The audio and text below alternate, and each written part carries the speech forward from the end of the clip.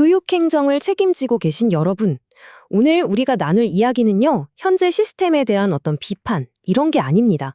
바로 여러분께서 만들어가고 계신 그 미래를 위한 한 걸음 더 나아간 전략에 대해 함께 이야기해보자는 제안입니다.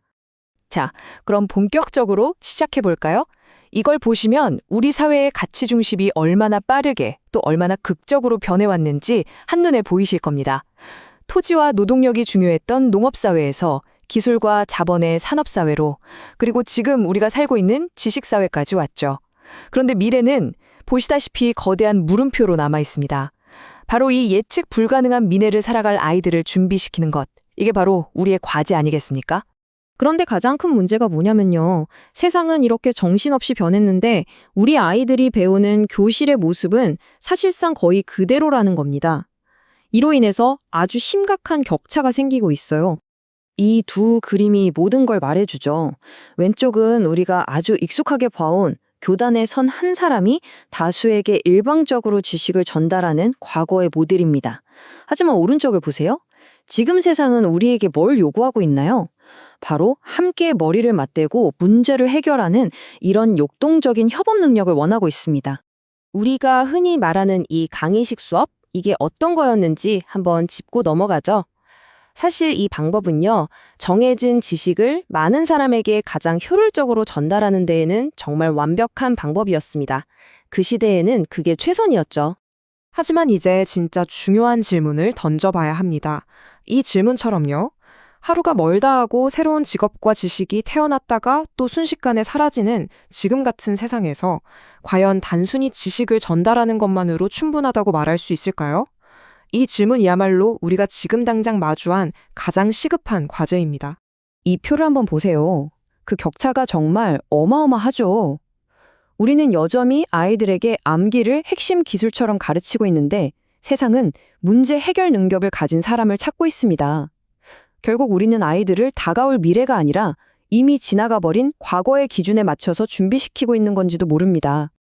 그러니까 결정적으로 우리가 놓치고 있는 게 바로 이런 것들입니다. 다른 사람의 이야기에 공감하는 능력, 함께 문제를 푸는 협업 능력, 창의성, 이런 것들이요.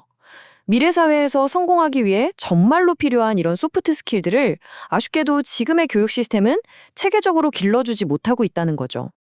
자, 그렇다면 해결책은 뭘까요? 막연한 아이디어가 아닙니다. 그 핵심 열쇠는 바로 협업 지성이라는 구체적이고 강력한 개념에 있습니다. 이게 뭐냐면요. 그냥 인간이랑 AI가 같이 일한다는 뜻이 아닙니다. 인간만이 가진 직관과 창의성, 그리고 AI의 그 엄청난 데이터 처리 능력이 딱 만났을 때 생겨나는 폭발적인 시너지. 한마디로 인간의 능력을 대체하는 게 아니라 증강시키는 걸 말하는 거죠. 이건 그냥 좋은 말이 아니에요. 뜬구름 잡는 이론도 아닙니다.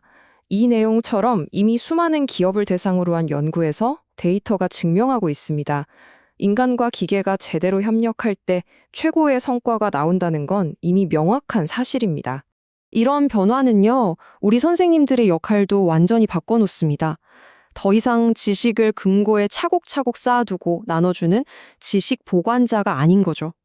그 대신 학생들이 스스로 문제를 해결해 나가는 그 역동적인 엔진을 만들도록 돕는 말 그대로 경험 설계자로 거듭나는 겁니다.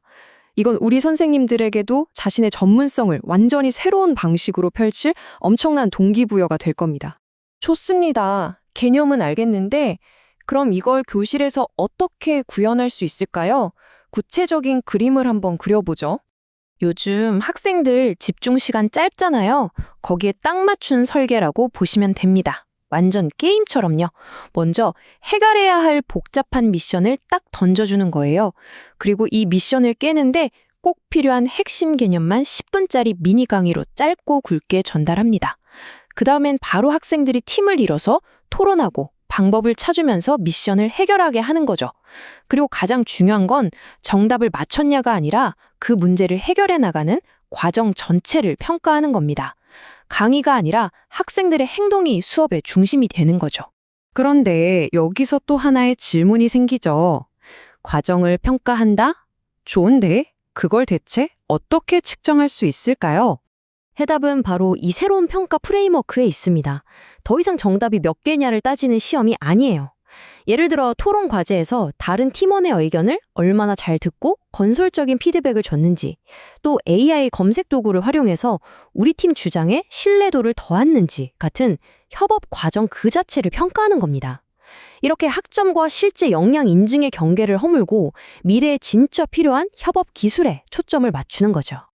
자, 이제 정말 중요한 구체적인 실행 계획을 말씀드리겠습니다. 교육행정가 여러분들께서 바로 다음 학기부터 그림을 그려보실 수 있는 그런 계획입니다. 핵심은 이게 무슨 10년짜리 거창한 계획이 아니라는 겁니다. 당장 다음 학기부터 시작할 수 있는 아주 구체적인 3단계 로드맵이죠. 1단계로 짧아진 학생들의 집중력을 고려해서 10분 단위의 모듈식 수업을 먼저 시범 도입합니다. 그리고 2단계로 내년에는 이 협업지성 평가 프레임워크를 개발해서 시범 학교에 적용하고요. 마지막 3단계에선 이 새로운 모델을 모든 학교가 도입할 수 있도록 시스템 전체로 확대하는 아주 명확한 행정적 계획입니다. 자, 이제 마지막으로 우리 모두에게 던져진 생각을 자극하는 질문 하나를 나눠보겠습니다. 한번 생각해 보시죠. 우리는 과연 어제의 보물을 금고에 쌓아두고 지키는 금고지기를 훈련시키고 있습니까? 아니면 내일의 세상을 움직일 새로운 엔진을 설계할 그런 인재를 키우고 있습니까? 이 선택에 바로 우리 교육의 미래가 달려 있습니다.